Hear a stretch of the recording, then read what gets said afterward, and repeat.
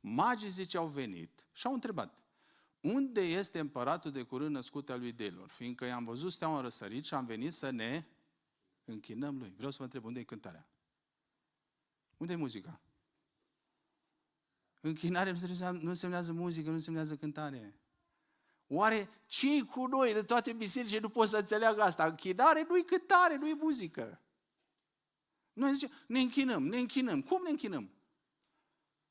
Păi, dragilor, închinare nu este muzică. Păi unde e muzica aici? Unde e cântarea? S-au închinat ăștia sau nu?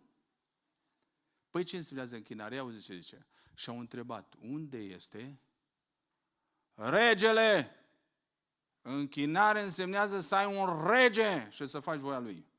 Adică tu ești un rob întotdeauna, dacă ați văzut prin chestii vechi, istorice, orice rob, slugă venea în fața regelui, să proșternea în închinare. Zicea, maestatea ta, aștept ordinul. Deci ăștia au venit magi care au niște înțelepți și au zis, unde este regele, că am venit să ne supunem lui. Și dacă zice să o luăm pe altă parte o luăm. Asta însemnează închinare.